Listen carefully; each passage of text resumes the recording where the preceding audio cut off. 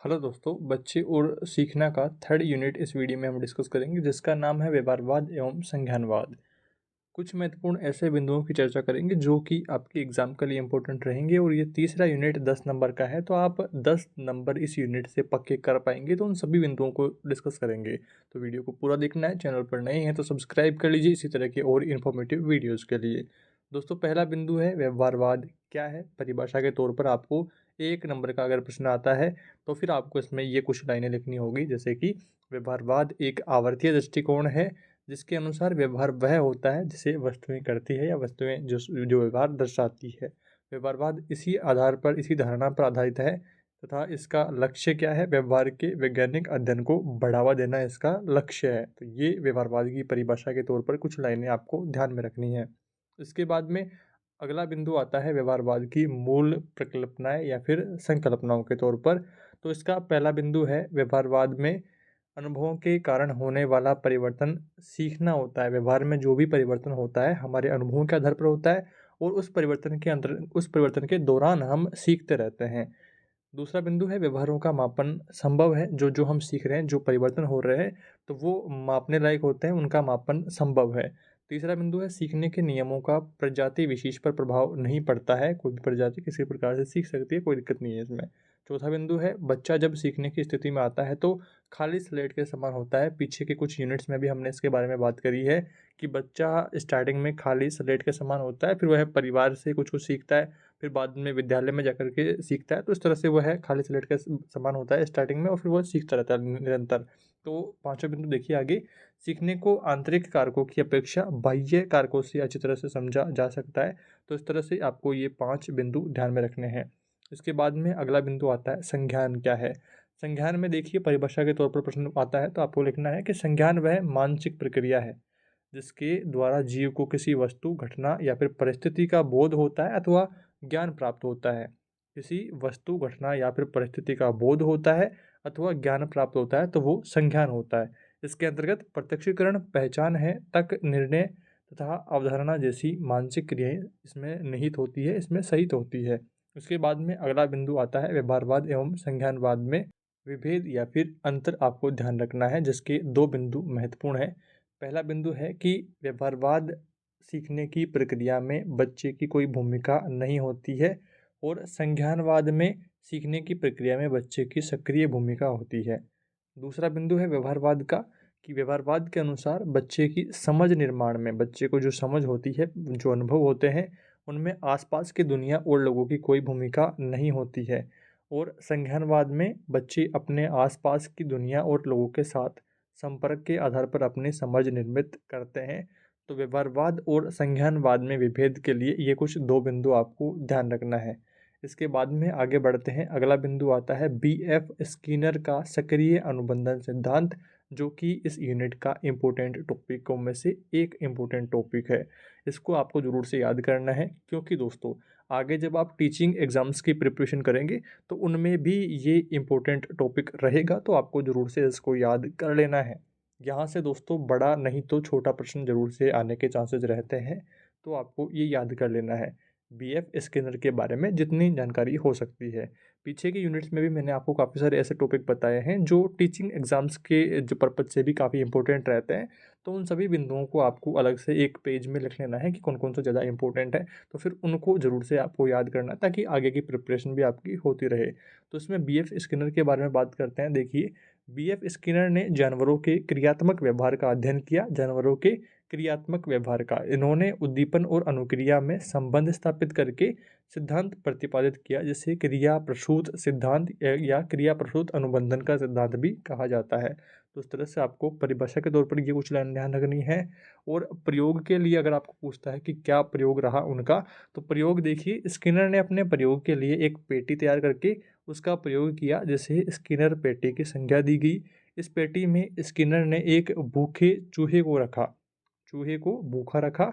यह प्रयोग 1830 में सफ़ेद चूहे पर किया गया। ये भी आपको ध्यान रखना है कि 1830 में किया गया और सफ़ेद चूहे पर किया गया।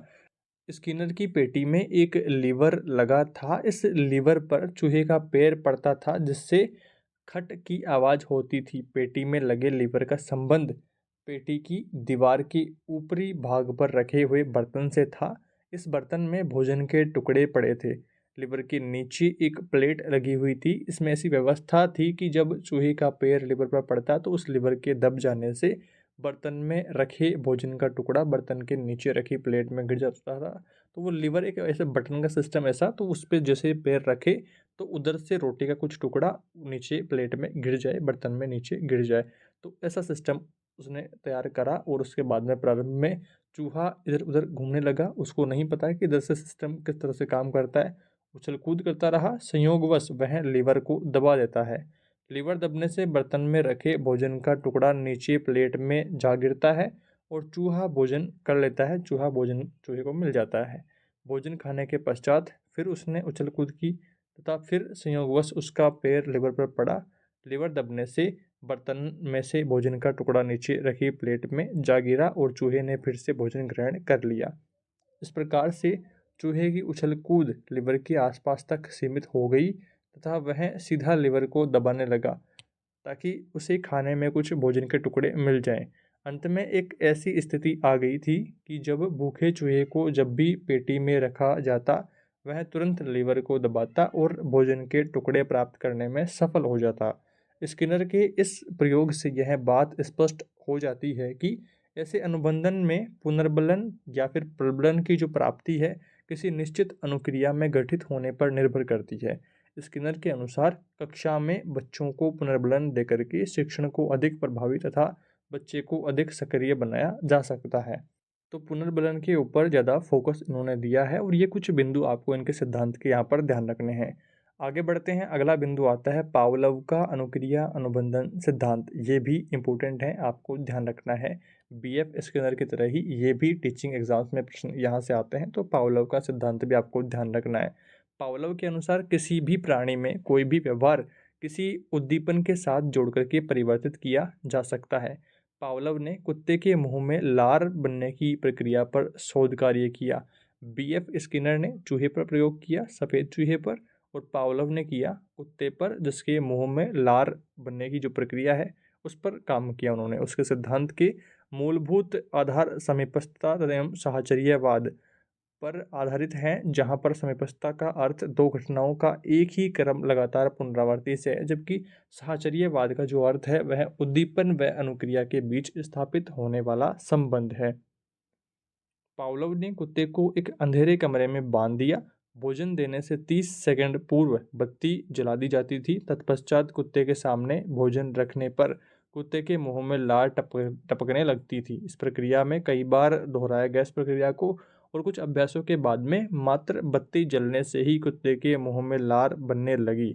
यह एक अस्वाभाविक प्रक्रिया है। इस प्रक्रिया में कुत्ते का बत्ती जलने के साथ में लार बनने की क्रिया को अनुकूलित कर दिया था और उस तरह से कुत्ते ने अपने आप को ढाल लिया था कि जब भी लाइट जलेगी तो वह लार टपका देता था कि अब भोजन मिलने वाला है।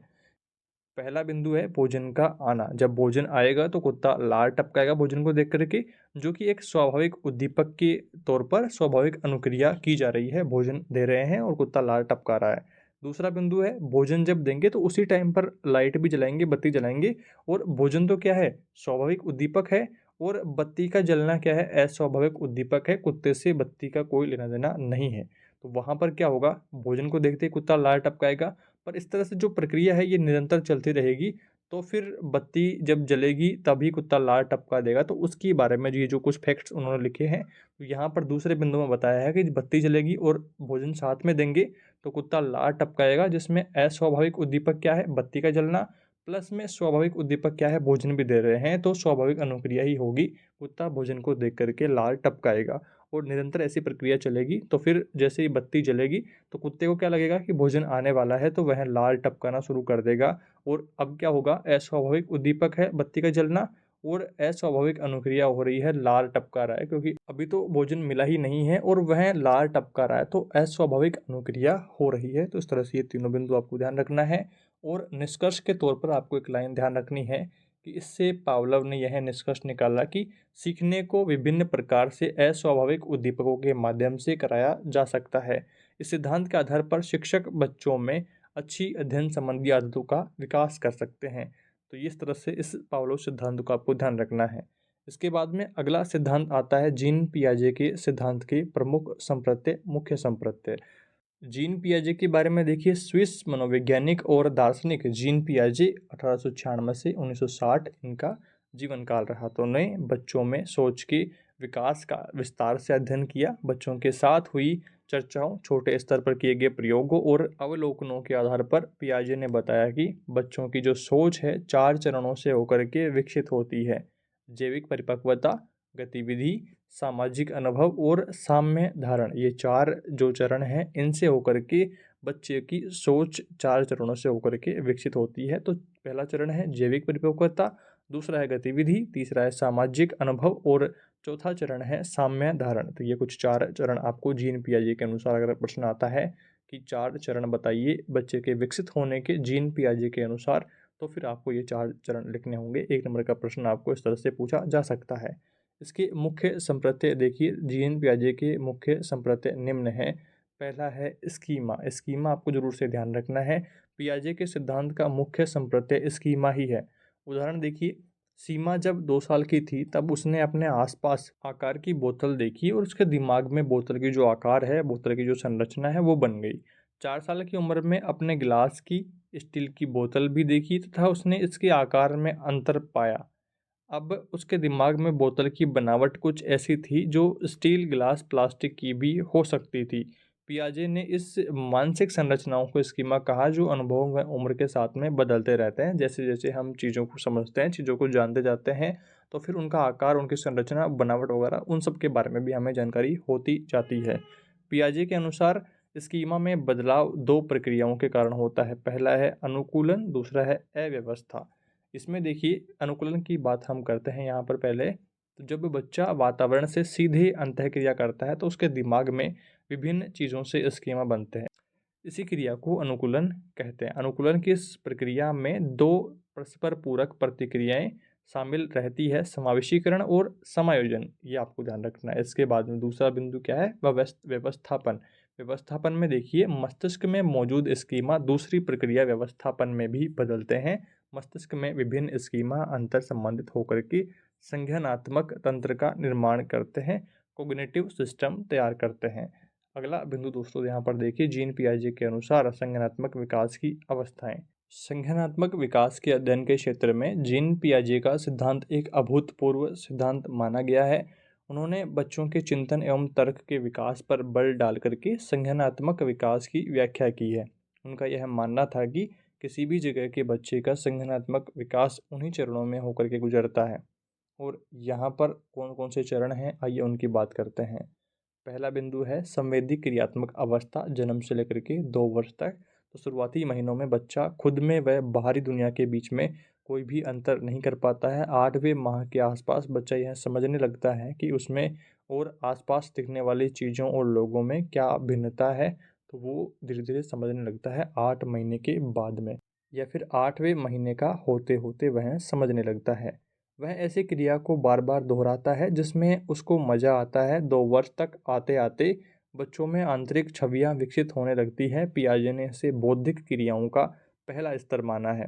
इस अवस्था तक आते आते बच्चे समस्याओं को बिना प्रयास और त्रुटि के हल करना सीख जाते हैं। दूसरी अवस्था है पूर्व संक्रियात्मक अवस्था, जो कि 2 से 7 वर्ष इसका कार्यकाल लगभग रहता है। पूर्व संक्रियात्मक अवस्था में बच्चों में प्रतीक बनाने व इस्तेमाल करने की क्षमता विकसित हो जाती है। इस अवस्था के बच्चे मन में तर्क करके भी सोचने लगते हैं, लेकिन उनका सोचना आत्मकेंद्रित व एकांगी होता है। इस अवस्था में भाषा विकास बहुत तीव्र गति से होता है। इस अवस्था में बच्चे मानसिक प्रतीकों का इस्तेमाल करना सीख जाते हैं, इस्तेमाल करने लग जाते हैं। तीसरी अवस्था है मूर्त संक्रियात्मक अवस्था, जो कि 7 से 11 वर्ष की अवस्था में रहता है। और इस अवस्था में बच्चों के सोचने के तरीकों में फिर से महत्वपूर्ण बदलाव आता है।